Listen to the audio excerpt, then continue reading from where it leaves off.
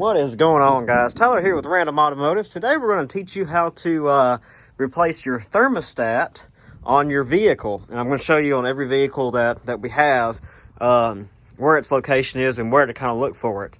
The problem that this truck is having is I believe it's got a 160 thermostat, which is an alternate temperature. If you look here, this is what the operating temperature is, and the heat just don't quite get hot enough. So we're going to replace it with what is the OE spec. So what you're going to need, you're going to need a socket set. You're going to need the thermostat for your vehicle. Always ask the parts pro or the parts person, wherever you go, if the thermostat housing has a gasket. And if it does, you want to purchase that, and we're going to show you around that too. And then you want to make sure that you, of course, have the right thermostat that is OE specific. Unless you're going to do something that's heavy duty with the vehicle, then you may want to change it. So let's take a look at the locations for each vehicle. So on this 98 Dodge, you've got the top heater hose here. We'll have to take the air cleaner off, and the thermostat outlet gasket is actually going to, or the outlet is going to be at the end of this hose. So we'll have to pull this and this bracket off. Let's take a look at the 2004 Jeep Wrangler. If you come over here, you're going to be looking for something like that right there. That is the thermostat outlet there. It's 2 bolts that hold it on. That pulls off. On the truck, it pulls up. On the Jeep, it pulls off. So if you have a vehicle like that, if we look at the 2008 Suzuki, this is my mom's vehicle. It's right here, right up front. 2 bolts, and it looks just like a regular outlet. Now on the car, it's a little different. This is a 2018 Corolla. And when you're working with a newer vehicle, you can see it right off in there. When you're working with a newer vehicle, a lot of the times the housing and the thermostat are one piece. I know it's that way on the Chevy Cruzes, so you want to make sure if it's all one piece that you get the whole thing when you replace it. Another important tip you want to remember is make sure that your engine's completely cool when you do this. Make sure it's cooled down good enough. So I'm going to go ahead and pull the air cleaner off. I'm going to inspect the air filter while I'm under there. If we need to do one of them, we may purchase one.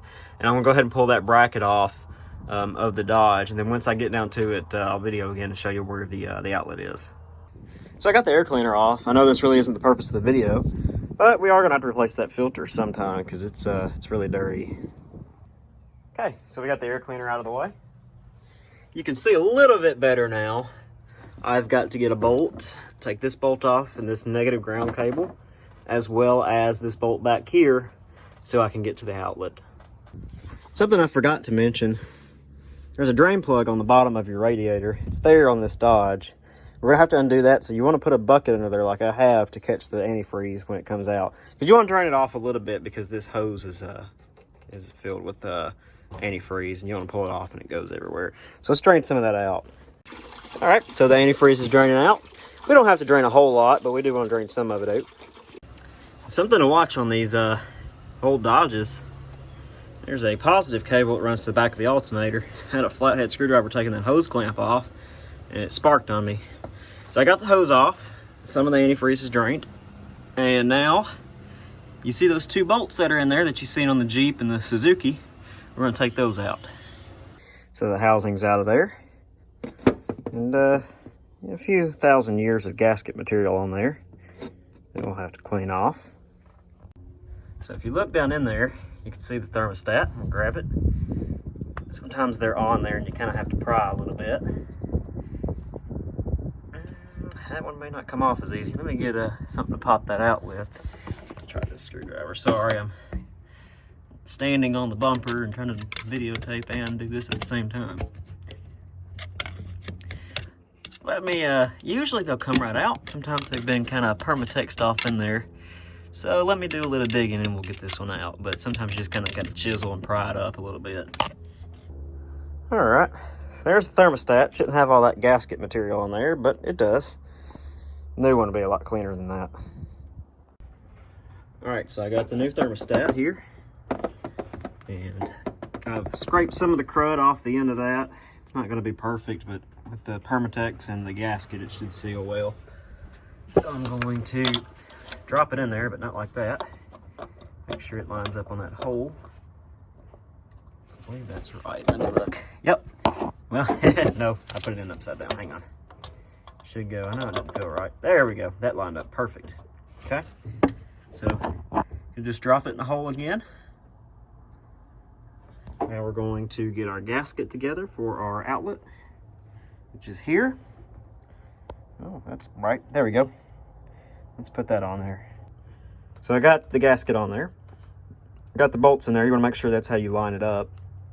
The recommended way to do this is go ahead and put the gasket on and then screw it in. It'll actually go this way, but screw it in with the gasket like that so it seals well. I can't show that because I need about 4 more hands.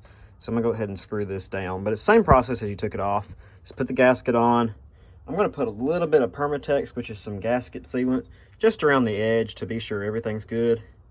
So I'm gonna dab that on there really quick, and then I'm gonna go ahead and screw it in real quick. All right, so we got it back on there. So we're gonna do the hose clamp, slide that back on. And we'll put the antifreeze back in. Okay, so the top radiator hose is back on. Put the hose clamp back on. 2 bolts are in and torqued down. Torque specifications are different on every vehicle, so you want to make sure that you get the right number there. So what I'm going to do next is I've got my antifreeze I've collected. I'm going to put it back in there. What I'm going to do is I'm going to come down here and make sure that drain plug is nice and tight.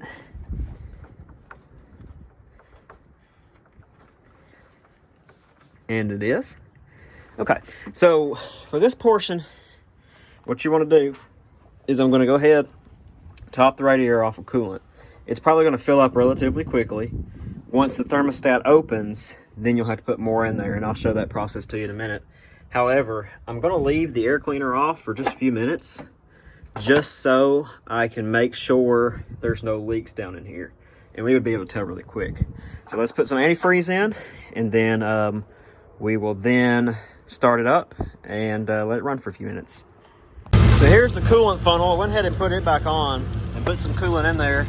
It was about that full earlier. You want to make sure you have a little bit on here. You'll notice bubbles coming out. That's the air purging out of the system.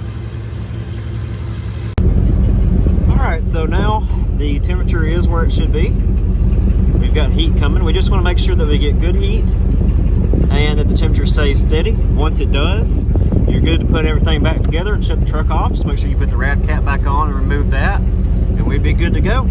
So until the next video, guys, we appreciate you watching. If this video helped at all, be sure you like and subscribe, and ring that little bell if you don't mind. We appreciate it. We'll catch you in the next one.